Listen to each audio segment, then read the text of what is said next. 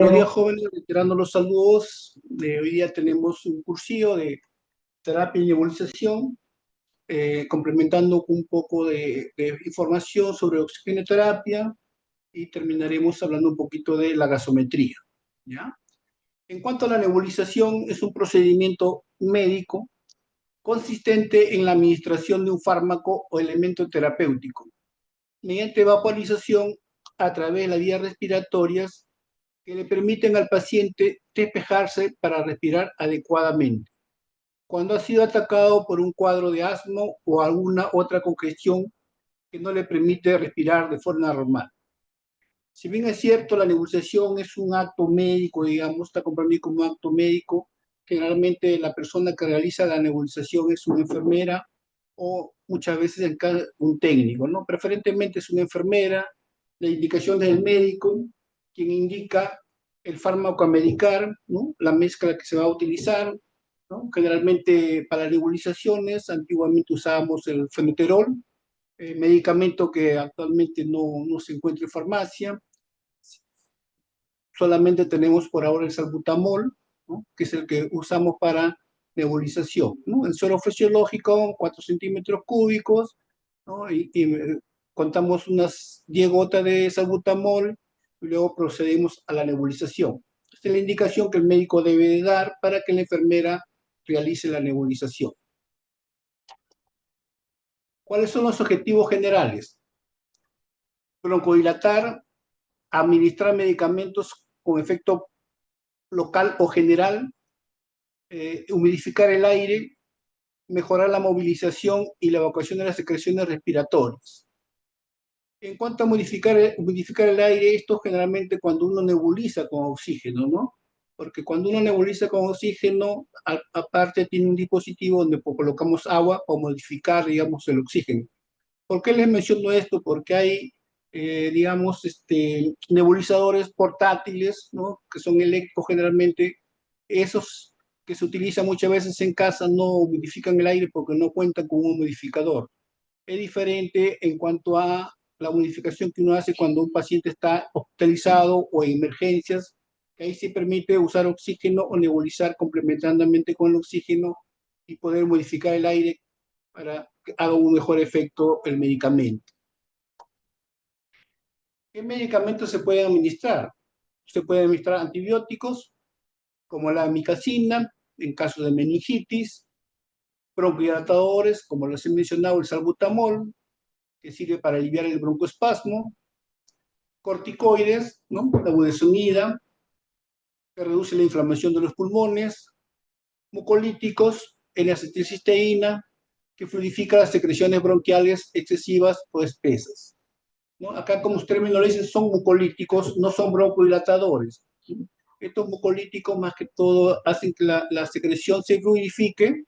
El principal medicamento que tenemos es la N-acetilcisteína, la cual generalmente está en sobrecitos en polvo, pero también hay una presentación en ampolla, la cual nosotros usamos en algunas oportunidades para nebulización. ¿Qué hacemos?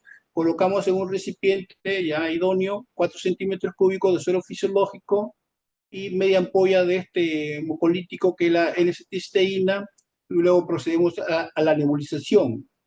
Este mucolítico, cuando uno lo usa como nebulización, se utiliza, o la indicación es cada 12 horas. En cambio, cuando uno hace nebulización con broncohidrasadores, podemos hacer cada 4 o cada 6 horas, dependiendo del estado del paciente y cómo uno va evolucionando en el transcurso del tiempo, ¿no? ¿Cuáles son los efectos adversos? Puede haber un temblor incontrolable de una parte de su cuerpo, nerviosismo, dolor de cabeza, náuseas, vómitos, tos, irritación de la garganta, dolor muscular en los huesos. Estos efectos adversos más que todo están en relación al broncodilatador.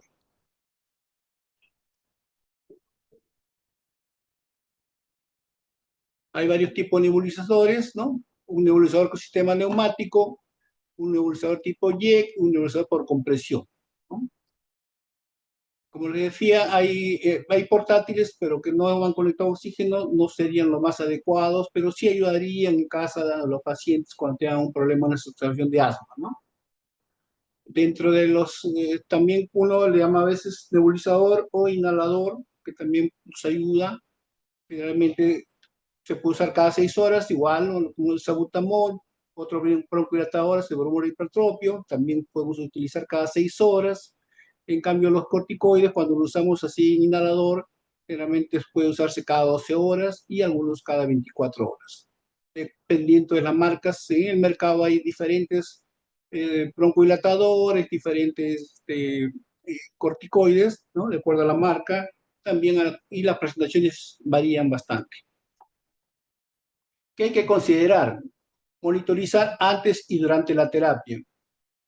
Estar atento a la aparición de signos adversos como taquicardia, irritabilidad, vómitos, temblores, excepcionalmente convulsiones.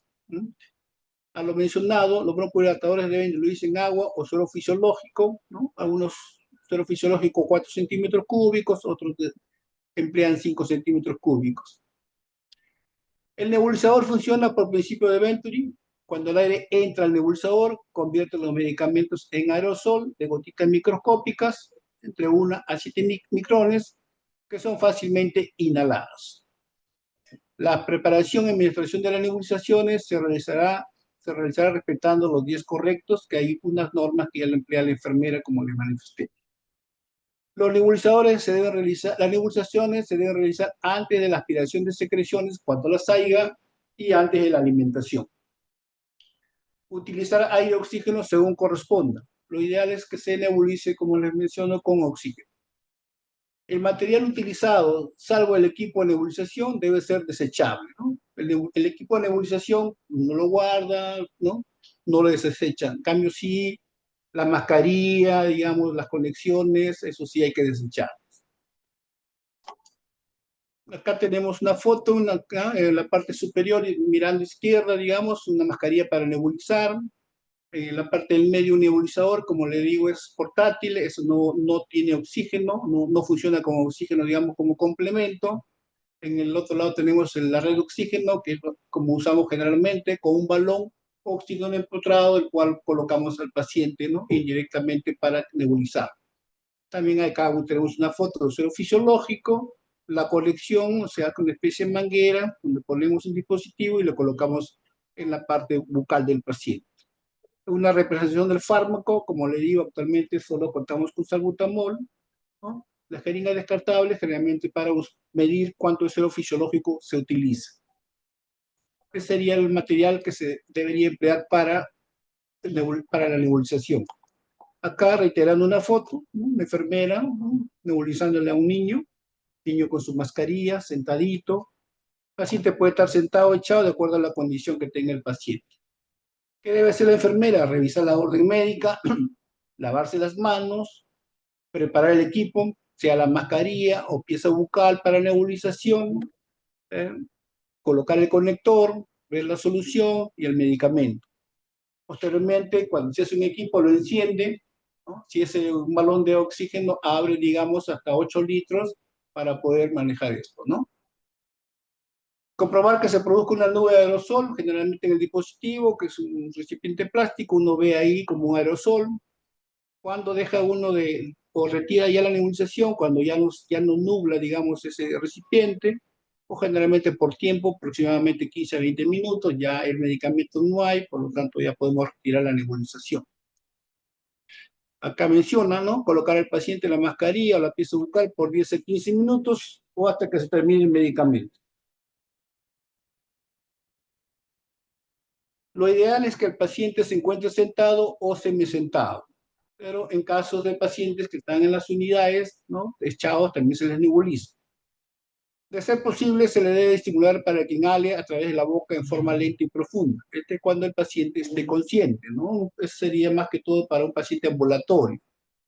En pacientes que están delicados, generalmente no nos obedecen a lo que uno le puede mencionar, ¿no? Al terminarse el medicamento, retirar la mascarilla o la boquilla, ¿no? Lavar adecuadamente todos los elementos utilizados y dejarlos secar sobre un papel absorbente en un área limpia. Es conveniente no secarlos con toallas o paños para evitar contaminación con partículas. ¿no? La enfermera luego esto registra el procedimiento, digamos, suspender la nebulización y comunicarse con el médico en caso de que aparezca algún efecto secundario. Lo más común, como se les dice, es el taquicardia, ¿no? El pulso se acelera. ¿Cuál es una ventaja de la nebulización? Se puede usar a cualquier edad, se puede mezclar más de un medicamento y todos se pueden administrar al mismo tiempo. Se pueden usar dosis muy altas de medicamento. La forma que se transmite el medicamento es por respiración normal. No se necesitan técnicas de respiración especiales para usar un nebulizador. ¿Cuáles son las desventajas? ¿No? Y cuando se trata, sea con máquina o con oxígeno, hace ruido, ¿no? Las máquinas, como les menciono, para nebulizar, generalmente tienen que tener una fuente de poder eléctrica y son ruidosas, digamos, ¿no? Comparado con otros dispositivos, es más grande, menos portátil y el tiempo de tratamiento es más largo. Las partes que se mojen con el tratamiento necesitan enjuagarse después de cada uso. No todo medicamento se puede usar con un nebulizador. Sus vías aéreas se podrían irritar cuando usted aspira a algunos medicamentos. Inclusive cuando el paciente lo nebulizamos con oxígeno empotrado o oxígeno en balón, puede haber irritación porque el oxígeno generalmente es helado, ¿no? Y causarles cierto malestar al paciente. ¿Cuáles son las indicaciones? Asma en su forma aguda o grave, pacientes con bronquiolitis, principalmente niños, cuadros de laringitis, cuadros respiratorios con grandes cantidades de secreciones, difíciles de expectorar, enfermedad pulmonar obstructiva crónica, sea enfisema pulmonar, sea bronquitis crónica, ¿no? Medicamentos, las formas, como le digo, varían. Hay dos, digamos, unos presurizados, hay algunos que son, digamos, en cápsulas que hay que triturar, y hay un dispositivo especial y el paciente inhala.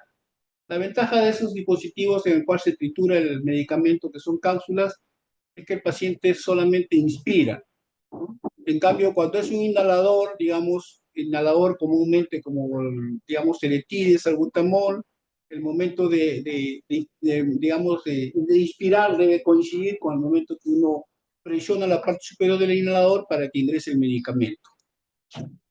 Así en esta gráfica, como lo están viendo, ¿no? Es un inhalador, entonces hay que presionar en la parte superior en el momento que el paciente inspira. Una alternativa para los pacientes niños o ancianos es que usen una aerocámara en la cual no necesitarían la coordinación, ¿no? Entre la inspiración y el momento que presionamos para que ingrese el medicamento. ¿Alguna pregunta respecto de las nebulizaciones hasta ahora?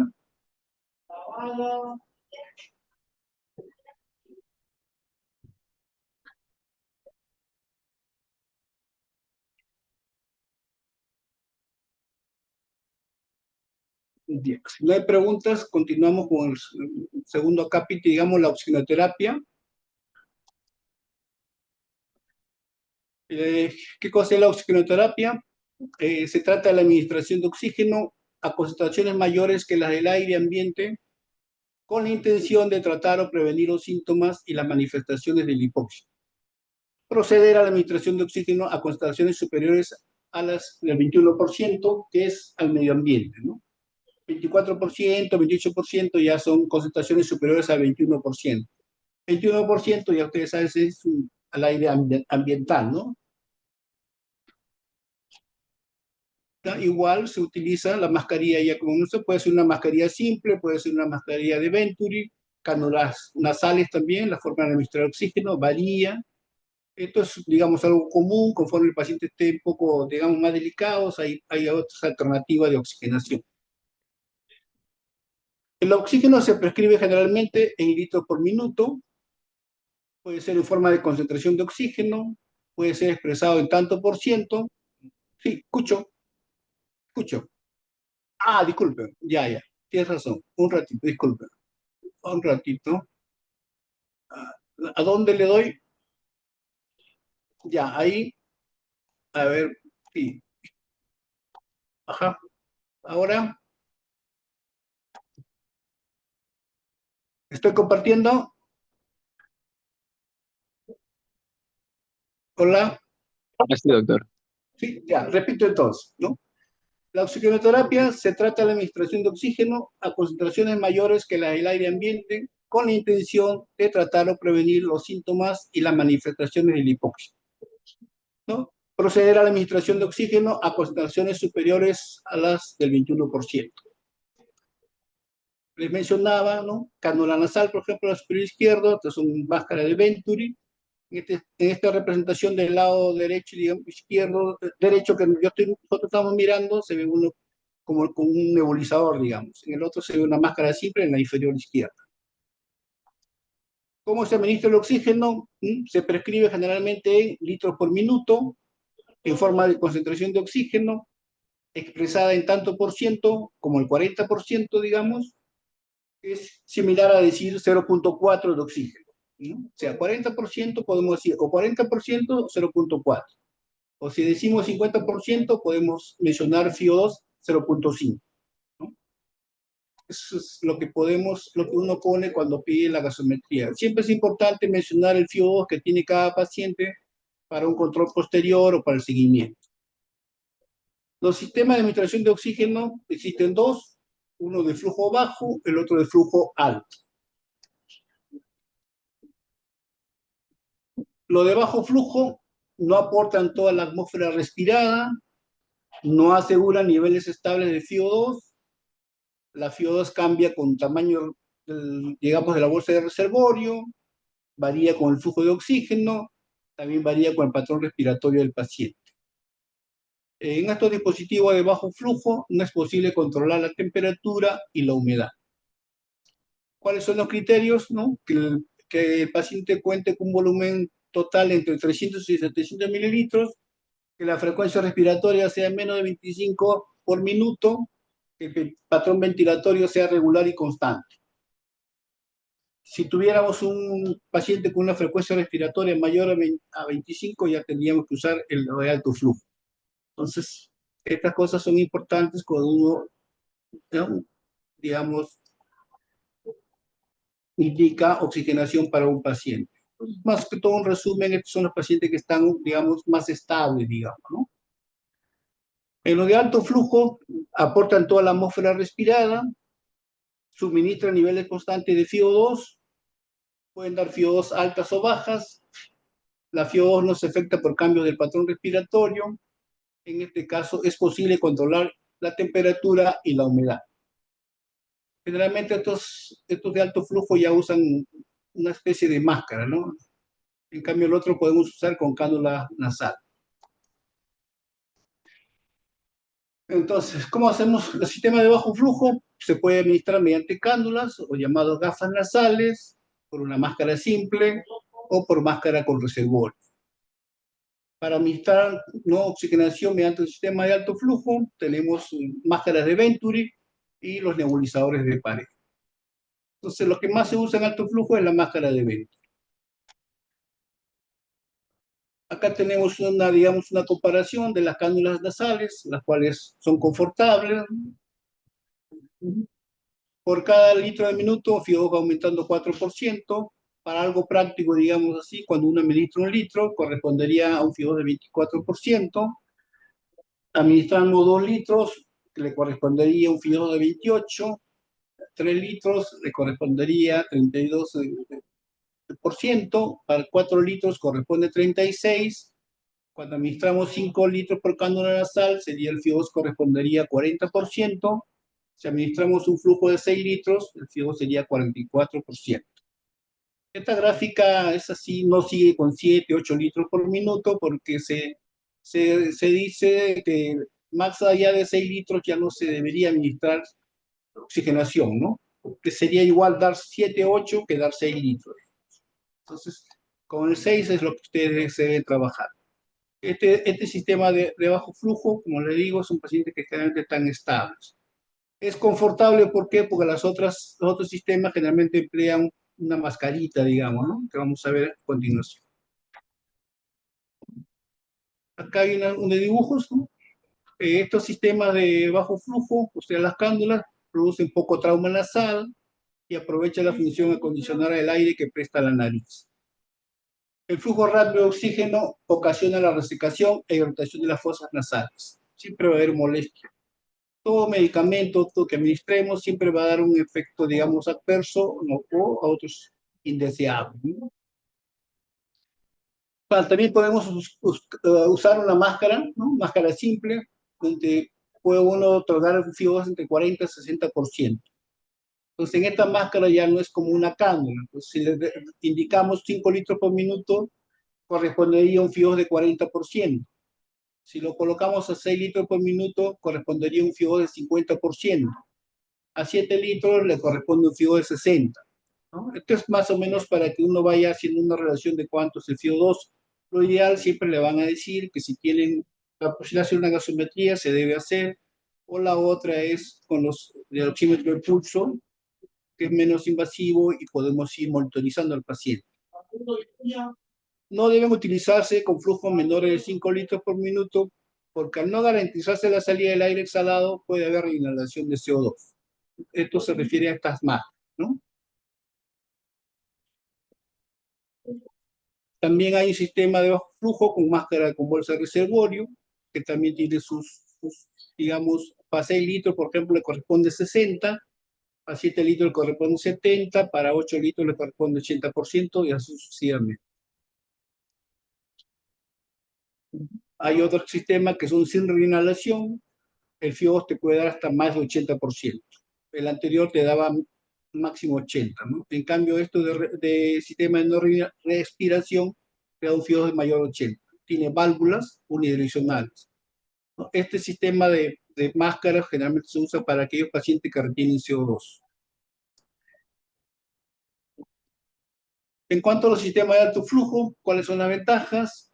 Que la fracción inspiratoria de oxígeno es constante y predecible, ¿no?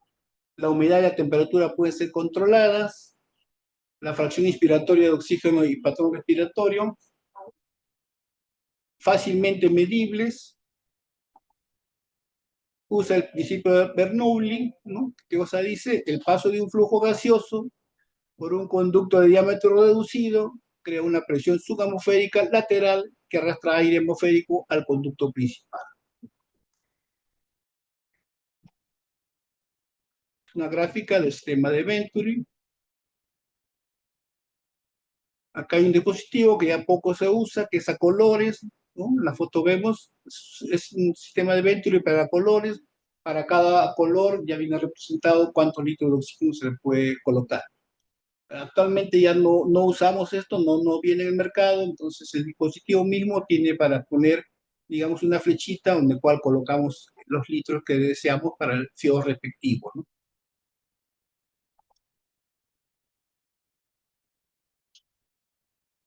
Entonces, para el sistema de Venturi, aproximadamente para 3 litros le corresponde 24%, para 6 litros 28%, para 9 35%, para 12 litros 40% y 15 litros 50%. Es lo máximo que puede dar el sistema de Venturi. Las máscaras simples, como ven, algunas hasta 80% y otras más de 80%. Pero el sistema de Venturi es 50%. Si tenemos un paciente delicado con Venturi 50%, y no nos está respondiendo, sigue saturando, lo más probable es que el paciente pase a una ventilación no invasiva o una ventilación invasiva. ¿Cuáles son los pasos del procedimiento? Conectar el medidor de flujo a la fuente de oxígeno, conectar la tuerca y la pieza anexa al medidor de flujo. Si el paciente requiere humidificación, conectar el humidificador al medidor de flujo. Conectar la punta de vinilo brillante del sistema de tubo de oxígeno a la pieza anexo o el humidificador. Según las recomendaciones, ajustar la velocidad del oxígeno para aumentar la cantidad prescrita. Comprobar que el oxígeno fluye libremente a través de la cánula o mascarilla.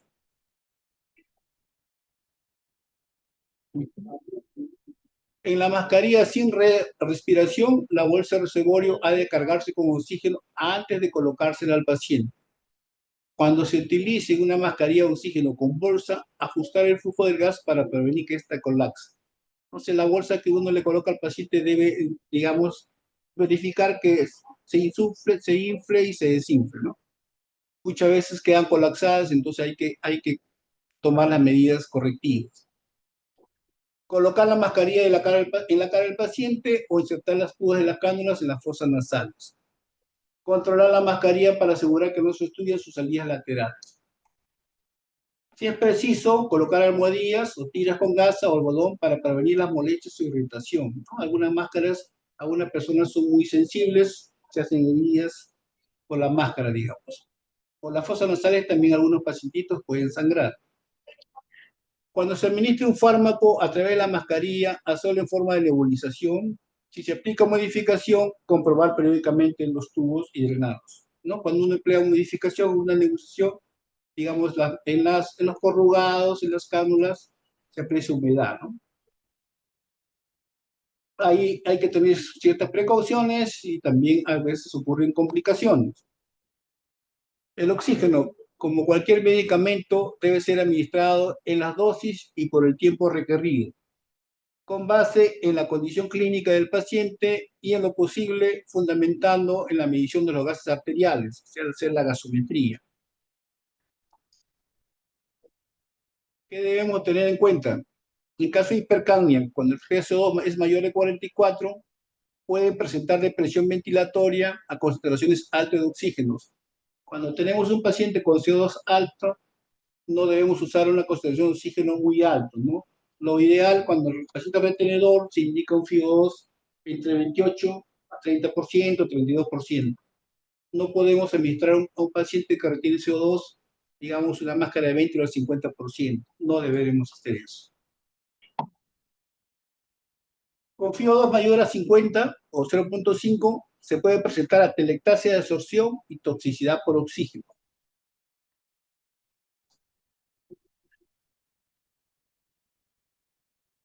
Acá tenemos un balón de oxígeno, ¿no? Entonces, otro posible riesgo es la contaminación bacteriana asociada con ciertos sistemas de nebulización y humidificación.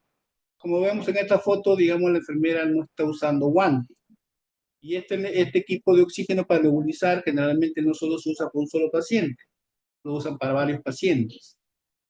Entonces puede contaminarse entre un paciente y otro paciente, digamos. El peligro de un incendio aumenta en presencia de concentraciones altas de oxígeno. Todo servicio de urgencias debe tener extintores, ¿no? Efectos tóxicos del oxígeno. La hiperoxia se presenta debido a la inhalación excesiva de oxígeno. ¿Qué se recomienda? No administrar oxígeno al 100% durante más de 12 horas. Esto se logra generalmente, o al 100% uno logra cuando el paciente está en ventilación mecánica, digamos, ¿no? Ventilación invasiva mayor. Entonces, lo ideal es que no tenga 100% o el FIO 100% durante más de 12 horas. Oxígeno al 80% por más de 24 horas. No pasarnos de 24 horas en lo posible. Oxígeno al 60% durante más de 36 horas. O sea, son parámetros, digamos, en horas, de lo cual uno debe estar alerta y procurar no pasar, ¿no? Que va a producir toxicidad. ¿Qué significa la toxicidad? Que puede haber presencia o como evento adverso una traqueobronquitis, una sensación de malestar subesternal, puede haber depresión de la ventilación alveolar, esta aparece cuando se elimina el estímulo respiratorio, puede haber atelectasia de reabsorción, ocasionando una disminución de la capacidad vital, puede presentarse un edema intersticial pulmonar, esto en relación a la exposición a días, a semanas de la oxigenoterapia, digamos, a FIO2 alto, ¿no? ¿Qué es lo que se recomienda para medir el PO2, ¿no? La saturación de oxígeno? Antes de iniciar una terapia, lo ideal es pudiéramos tomar una oximetría y si no, tomamos un oxímetro de pulso para ver cuánto es la saturación. Posteriormente, dentro de las 12 horas de inicio, cuando puede usarse un control con una FIO2 menor de 40. Si el FIO2 es mayor de 40, deberíamos hacer un control dentro de las 8 horas, o sea, una gasometría, ¿no? En caso de infarto miocardio agudo, un control de ADA podría hacerse dentro de las 72 horas. En caso de EPOC, sí, el control debe ser un poquito mayor porque tenemos que monitorizar el CO2, ¿no? Me recomiendan dentro de las 2 horas siguientes a que uno haya indicado la oxigenoterapia, ¿no? Neonato ya es cuestión de pediatría, ¿no? La primera hora de estar en control, sugieren. Realizar ajustes en la FiO2 en los pacientes que incrementan el nivel de actividad. Todo esto de acá que se menciona es con una gasometría, ¿no? Importante. O sea, antes de nosotros administrar el oxígeno a un paciente, lo ideal es saber con cuánto está de saturación o con cuánto de PO2.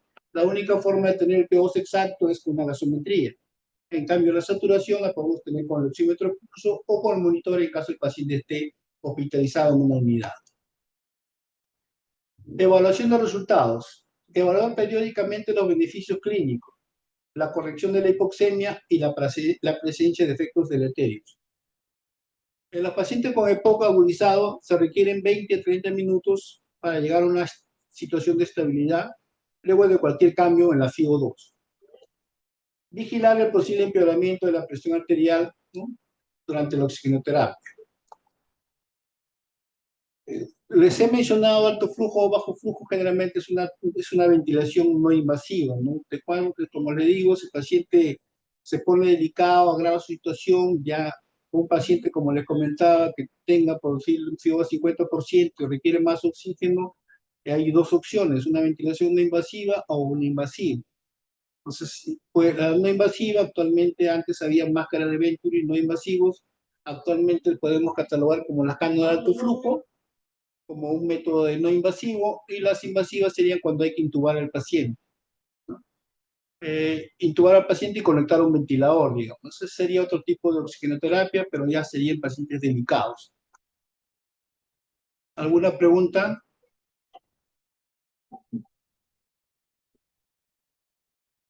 Doctor, una consulta. Sí. Ah, bueno, si estuviera presentando un paciente y, bueno, quisiera tal vez llegar con uno de estos equipos con un FiO2 al 50% y pero que me permite, pues eso, la máscara de bajo flujo o el Venturi, ¿cuál debería preferir en esos aspectos? ¿El Venturi, que es de alto flujo, o depende del criterio del paciente, cómo se encuentra? Tierra. Disculpa, repíteme lo último, no te escuché. Levanta un Ay, poquito tu volumen. ya, sí. Para Sí. llegar a un FiO2 de 50%, pues tenemos tanto el máscara de bajo flujo o el Venturi. ¿Cuál sería más o menos el más preferido? O depende tal vez del paciente, cómo esté. El Venturi al 50% nada más lo tiene, los otros no hay al 50%, hay Ah, diferentes. ok, Sí. ok. Y el Venturi sería con un paciente con patrón inestable. En cambio, las cánulas con un paciente, digamos, que esté tranquilo, su respiración, como les he mencionado, esté menos de 25 de la frecuencia, ¿no? Si ya tuviera un paciente mayor de 25, estaría un poco inestable, ya te requerirías un FIO más alto y el tope sería 50%, como te digo, en cuanto a Venturi. Pero más que todo es para pacientes inestables. Ok, ¿Sí? doctor, gracias. Sí. ¿Alguna otra pregunta? Revisar un poco de la gasometría, ¿ya? Eh, ¿En qué nos sirve la gasometría? Para determinar la acidosis, ¿no? Si un paciente está en acidosis o está en alcalosis. Si el pH es menor de 7.35, es una acidosis. Si el pH es mayor de 7.45, es alcalosis. Acá en este caso todavía no mencionamos qué tipo de acidosis, qué tipo de alcalosis, digamos, ¿no? Entonces, siguiendo, ¿no? El paso 2 es determinar qué tipo de desorden es, si es metabólico, si es respiratorio. Si es un desorden metabólico primario, generalmente va a haber cambios en el pH, ¿no?, en la misma dirección que los cambios en el bicarbonato y el PCO2. Así tenemos que la acidosis metabólica, el pH disminuye, el bicarbonato y el PCO2 disminuye. En la alcalosis metabólica, el pH aumenta, el bicarbonato y el PCO2 aumenta.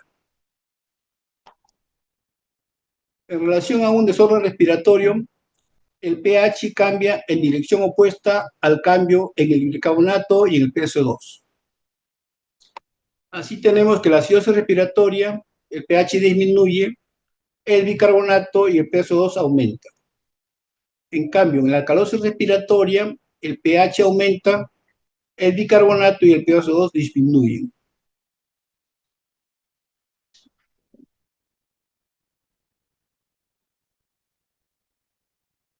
El tercer punto sería confirmar el diagnóstico, ¿no?, con el cálculo anión GAN, ¿no? Esto ya más que todo lo van a ver ustedes o ya lo están viendo en la parte de medicina.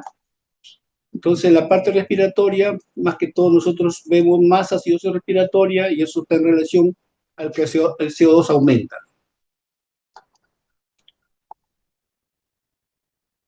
Estas son partes compensatorias que uno lo puede ir viendo poco a poco, o actualmente ya uno no necesita la tabla para ver una compensación, porque al realizar la gasometría nos viene todos los resultados ya con correcciones inclusive, ¿no? Al tomar la muestra de sangre, generalmente el AGA se toma, ya ustedes saben, de una muestra arterial, generalmente que es radial.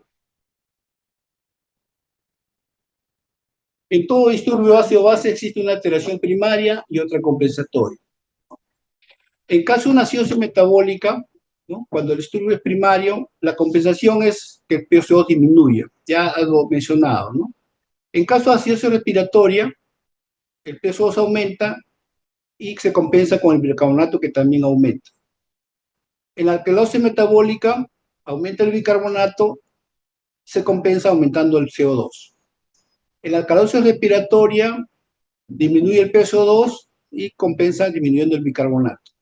Lo que más nosotros vemos, como le reitero, la acidosis respiratoria. Generalmente vemos el PCO2 que aumenta y entonces compensando va el bicarbonato. Generalmente esta acidosis lo presentan los pacientes respiratorios crónicos, los que tienen secreciones, digamos, o después que el paciente haya hecho un paro cardiorrespiratorio.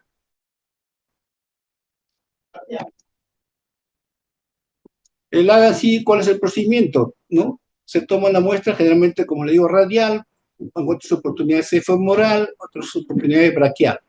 Algunos colegas toman la muestra del área de la carótida también. Generalmente eso lo hacen los intensivistas, ¿no? Muchas veces vamos a la arteria femoral cuando el paciente está hipotenso, no podemos tomar la muestra, digamos, una arteria radial o braquial y nos vamos a la femoral. Lo ideal es en la arteria radial. ¿Qué se hace? Se pulsa la arteria con la técnica adecuada, se deja que la sangre ingrese sola a la jeringa, extraer de 2 a 4 milímetros de sangre, posteriormente se retira y se hace presión en la punción por lo menos 2 minutos. Esto es generalmente con una jeringa que había antes, que uno tenía que ponerle heparina. Actualmente ya las jeringas ya vienen con heparina, son especiales, por lo tanto no necesita, solo ingresa, digamos, la sangre solo asciende, ¿no? Son especiales, no hay mayor problema. Entonces, una vez que uno tiene la muestra, debe llevarla inmediatamente al laboratorio o ponerla en hielo para que no se altere los resultados, digamos. Acá tenemos una foto, que acá se va a hacer una punción radial. Acá el ángulo debe ser en 45 grados. Cuando se toma de la braquial, generalmente son 90 grados. Cuando hacemos de la femoral o tomamos la muestra femoral, también tiene que ser más o menos a 90 grados. Ya lo que le he comentado, este es el oxímetro de pulso, ya no es una gasometría, pero lo que sí nos ayuda solamente es para ver la saturación de oxígeno. El oxímetro de pulso no nos ayuda, no nos da valores del CO2, ¿no? Entonces, tenemos ese detalle. Acá son oxímetros, digamos, portátiles, ya ustedes conocen los pequeños, que muchas veces se han usado en cuestión de COVID, los oxímetros que nos han ayudado. ¿Cuáles son las ventajas de la oximetría de pulso? Evita las funciones arteriales, proporciona información continua de la saturación de oxígeno, no necesita preparación de la piel ni calentamiento en la zona de aplicación del sensor, inicia sus lecturas en un mínimo periodo de tiempo, las complicaciones derivadas de la aplicación del sensor son mínimas, no requiere calibración previa, también nos informa la frecuencia cardíaca y puede alertar de hipoperfusión.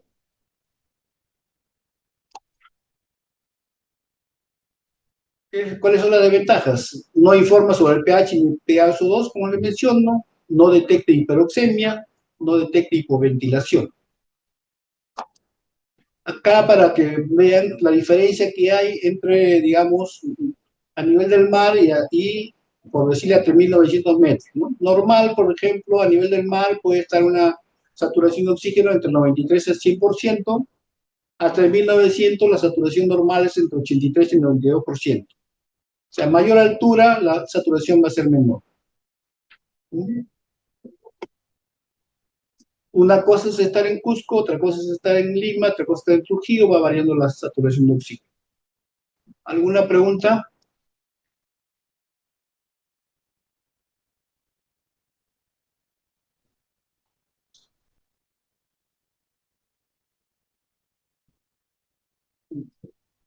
No hay preguntas, damos por terminado este cursillo. ¿Ya?